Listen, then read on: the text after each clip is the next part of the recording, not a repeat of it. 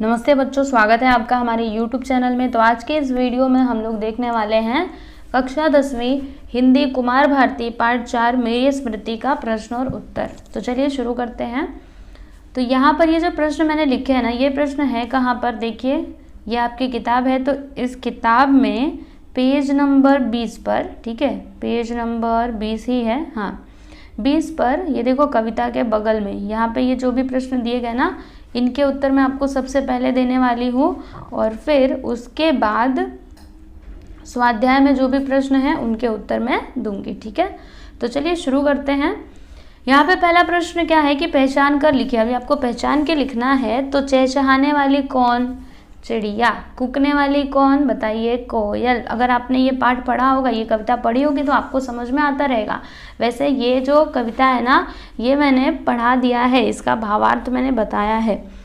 तो आप लोग जाइएगा प्लेलिस्ट में, हिंदी कौन सा हिंदी है ये, कुमार भारती, ठीक है। तो इसका प्लेलिस्ट मिलेगा एक्सप्लेनेशन का, उसमें जाएंगे ना तो आपको सारे वीडियोस मिल जाएंगे सभी पाठ के, ठीक है, जो मैंने पढ़ाए हुए हैं। एक बार जाकर के देख लीजिएगा। इससे क्या होगा, जो प्रश्न उत्तर है ना ये आपके लिए आसान हो जाएंगे। फिर महकने वाले क्या? तो बोर या फिर फूल। शहनाई बजाने वाले कौन? झिंगुर। अगला देखते हैं। तो हाइकू में निम्नलिखित अर्थ में आए शब्द। अभी यहाँ पे कुछ अर्थ लिखे हुए हैं, तो इनके लिए शब्द कौन से आए हैं इस हाइकू में? तो पेड़ के लिए कौन से शब्द का यूज किया गया है, बताइए, वृक्ष। और शाम के लिए सांझ। अगला प्रश्न तीसरा है कि मेरी स्मृति इस कविता में नीचे दिए गए पंक्तियों का भावार्थ लिखिए। अभी देखो यहाँ पे कुछ पंक्तियां दी गई हैं, तो इनका भावार्थ लिखना है। गांव मुझको मैं ढूंढता, गांव को खो गए दोनों, ठीक है। तो इसका भावार्थ देख लीजिए। उपरयुक्त पद्यांश डॉक्टर रमाकांत श्रीवास्तव द्वारा रचित कविता मेरी स्मृति से अवतरित की गई है। इस पद्यांश के माध्यम से कवि यह बताते हैं कि आज हमारे गाँव में तथा बाहर से गांव आने वाले लोगों में बहुत परिवर्तन आ गया है। गांव में पेड़ कट गए हैं, जंगल कट गए हैं, कच्चे घरों के स्थान पर पक्के घर बन गए हैं, सड़कें बन गई हैं। इसलिए बाहर से गांव आने वालों को पुराना गांव अब नहीं दिखाई पड़ता। बाहर से गांव आने वालों में भी परिवर्तन आ गया है, क्योंकि उन्होंने शहरी सभ्यता अपना ली है, इसलिए गांव भी उन्हें नहीं पहचानता, ठीक है। तो ये इसका भावार्थ है। अब यहाँ से हम लोग स्वाध्याय शुरू करेंगे। तो स्वाध्याय तो आप लोग को पता ही होता है, देखो ये, चलो देखते हैं। सूचना के अनुसार कृतियाँ कीजिए। इसमें पहला है पहचान कर लिखिए। तो पहचान कर फिर से आपको लिखना है। प्रतीक्षा करने वाली कौन? आम्र शाखाएं, है ना। पीकी चली गई तो कौन प्रतीक्षा कर रही थी? आम्र शाखाएं। संदेश लाने वाला पवन है। खो जाने वाला कौन है? तो गांव और कवि, है ना, हम दोनों खो गए। खोजने वाले गांव और कवि। कवि खोजते हैं उस गांव को, गांव खोजता है कवि को, लेकिन कोई किसी को भी ढूंढ नहीं पाता और इस तरीके से दोनों गुम हो जाते हैं। जोड़ियां मिलाइए। तो डायरेक्टली आंसर लिखा है हमने यहाँ पे, मतलब डायरेक्टली उत्तर लिखा है। गांव की दोपहर, छाँव, मेहंदी की गंध, याद, सहनाई, झिंगुर, छाई, घटा, व्यथा, ठीक है। अगला है प्रश्न नंबर 3 कि कविता में कोयल तथा सांझ के संदर्भ में आया वर्णन लिखिए। ओके, तो कोयल के संदर्भ में कौन सा वर्णन आया है? तो आम का मौसम आते ही अमराइयों में कोयल कूकने लगती है। कोयल का मधुर स्वर सुनकर ऐसा लगता है कि अमराई में बांसुरी बज रही है। कोयल के आते ही बगीचों में बांसुरी की धुन सुनाई पड़ती है तथा बोर महकने लगते हैं। अभी सांझ के लिए क्या वर्णन किया गया है? तो कवि ने सांझ शब्द का प्रयोग किसके लिए किया है? शाम के लिए क्या है?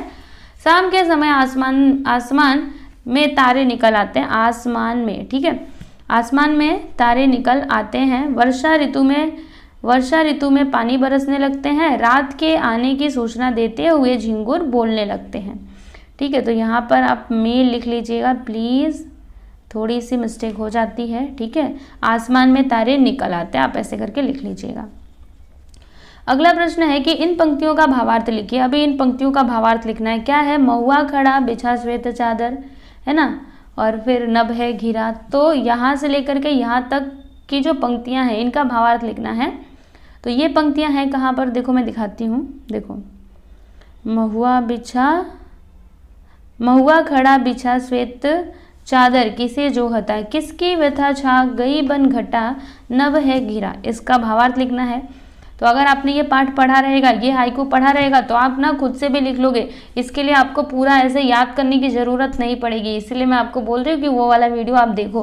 वैसे मैंने इसका उत्तर भी दिया हुआ है, ऐसा नहीं है कि नहीं दिया है, लेकिन अगर आप अपने मन से लिखोगे तो और भी अच्छी बात होगी, आपको और ज़्यादा नंबर मिल सकते हैं, क्योंकि जब आप अपने मन से लिखोगे पूरा विस्तार करके लिखोगे, है ना। चलो उत्तर बताती हूँ। उपर्युक्त पद्यांश डॉक्टर रमाकांत श्रीवास्तव रचित हाइकू कविता मेरी स्मृति से अवतरित किया गया है। कवि ने इन पंक्तियों के माध्यम से मौसम का भी वर्णन किया है। बसंत ऋतु के जाने के बाद ग्रीष्म का आगमन होता है। महुआ के वृक्ष में कूंच और उन कूचों में फूल लग जाते हैं। ये महुआ के फूल सबेरा होते ही धरती पर टपकने लगते हैं। धरती पर टपके हुए इन फूलों को देखकर कवि कल्पना करते हैं कि मानो महुआ सफेद चादर बिछाकर किसी की राह देख रहा हो। आसमान में छाए हुए बादलों को देखकर कवि कल्पना करते हैं मानो किसी का दुख मतलब व्यथा आसमान में बादल बनकर छा गया है। अगला प्रश्न है यहाँ पर, वैसे इसका उत्तर तो आपने देख लिया ना। अगला प्रश्न है कि हरी भरी वसुंधरा के प्रति मेरी जिम्मेदारी पर आप अपने विचार लिखिए। वसुंधरा मतलब क्या होता है बच्चों? धरती, पृथ्वी, ठीक है। तो हरी भरी पृथ्वी, इस पर आपको आपकी जिम्मेदारी मतलब मेरी जिम्मेदारी, ठीक है। तो इस पर आपको अपने विचार लिखने हैं, क्योंकि जो हमारी पृथ्वी है इसको हरा भरा और सुंदर बनाना हमारी जिम्मेदारी ही है ना, ठीक है। तो इस पर आपको अपने विचार लिखने हैं। तो देखिए मैंने लिखा हुआ है अपने विचार, अभी जो आपके मन में है आप लिखिए। तो हरी भरी वसुंधरा के प्रति मेरी जिम्मेदारी यही है कि वह हमेशा हरी भरी बनी रहे। इसके लिए मुझे कुछ सोचना होगा, कुछ करना होगा। लोगों ने अपने स्वार्थ के लिए पेड़ काट दिए, जंगल साफ कर दिए। वृक्षों के कटने से धरती निर्वस्त्र सी हो गई है ना। हमें मिलजुल करके वृक्ष लगाने होंगे, धरती को फिर से हरा भरा बनाना होगा। जब हम ऐसा कर पाएंगे तभी हमारा पर्यावरण भी सुधर पाएगा। मुझे ही नहीं पूरे मानव समाज को यह व्रत लेना चाहिए कि जो वृक्ष अभी बचे हैं उन्हें हम विकास के नाम पर नहीं काटेंगे। हम वर्षा ऋतु में वृक्षारोपण कार्यक्रम हाथ में लेंगे ताकि कटे हुए वृक्षों की कमी को पूरा किया जा सके, ठीक है। चलो ये तो आपने देख लिया, आगे चलते हैं। अगला प्रश्न, निम्न मुद्दों के आधार पर पद्य विश्लेषण कीजिए। रचनाकार का नाम क्या है बता दीजिए? डॉक्टर रमाकांत श्रीवास्तव। रचना का प्रकार क्या है? ये कौन सी कविता है? हाइकू। पसंदीदा पंक्ति बता दीजिए? तो फूल खिलता महकता मुरझाता स्वप्न बनता। पसंद होने का कारण क्या है? कवि डॉक्टर रमाकांत श्रीवास्तव ने इस कविता के माध्यम से जीवन का यथार्थ व्यक्त किया है ना, पूरे जीवन का सार ही बता दिया इन्होंने कि इन पंक्तियों के माध्यम से कवि ने यह स्पष्ट किया है कि फूल की तरह मनुष्य भी क्या लेता है? जन्म लेता है, अपना कर्म करता है तथा अंत में मृत्यु को प्राप्त हो जाता है कि नहीं? जन्म लिया, फिर अपना कर्म किया। जब बचपन में थे तो पढ़ाई लिखाई की, फिर धीरे धीरे थोड़े बड़े हुए, उसके बाद कॉलेज में गए, फिर पढ़ाई की, उसके बाद से नौकरी मिली, किसी ने बिजनेस किया, ठीक है। अभी उनको नौकरी भी मिल गई, बिजनेस भी हो गया, चलो सब कुछ अच्छे से चलने लगा, फिर शादी भी हो गई, ठीक है। इस प्रकार से जीवन बीतते गया और एक दिन ऐसा समय आया कि बुढ़ापा भी आया और फिर अंततः वह मृत्यु को प्राप्त हो गया। तो यही है असलियत में, तो यही जीवन है ना। तो यही पूरा जीवन यहाँ पे उन्होंने बता दिया है कि फूल खिलता महकता मुरझाता और स्वप्न बनता। रचना से प्राप्त संदेश क्या है? तो कवि ने इस कविता के माध्यम से मानव को संदेश दिया है कि उसे भी प्रकृति के अन्य घटकों की तरह अपना कार्य करना चाहिए, है ना। जैसे अगर हम यही सोच करके बैठ जाएं, अभी मैं आपको बोल रही थी कि जीवन का सत्य क्या है? मृत्यु को प्राप्त हो जाते हैं, है ना। कोई भी व्यक्ति जन्म लेता है तो उसका मरण भी होना ही है, पक्की बात है।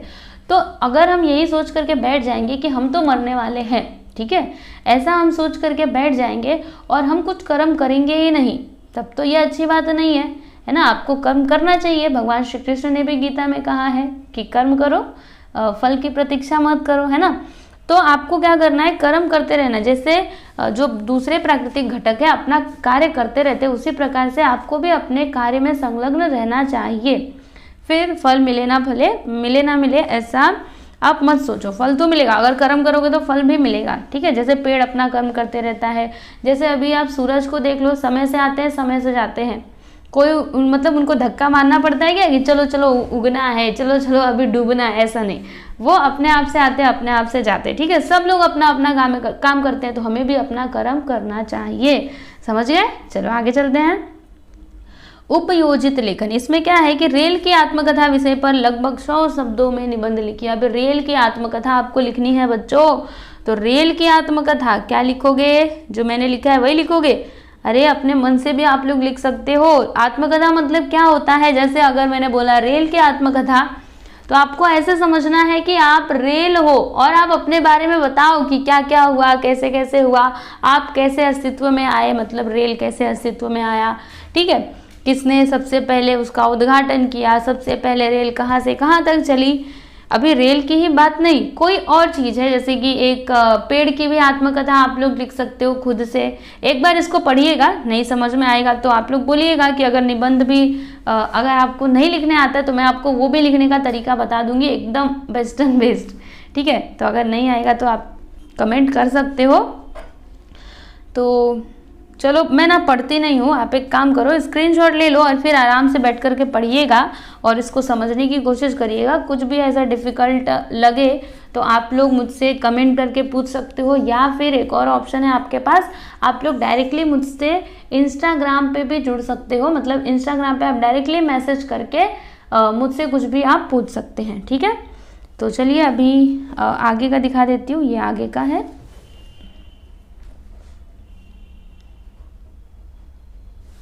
ठीक है, तो यहाँ पे आपका ये जो पाठ था, पाठ 4 मेरी स्मृति, इसका प्रश्न और उत्तर समाप्त होता है और हम ऐसा उम्मीद करते हैं कि आपको ये वीडियो अच्छा लगा होगा, ठीक है। तो चलिए अभी हम लोग अगले वीडियो में मिलते हैं, धन्यवाद।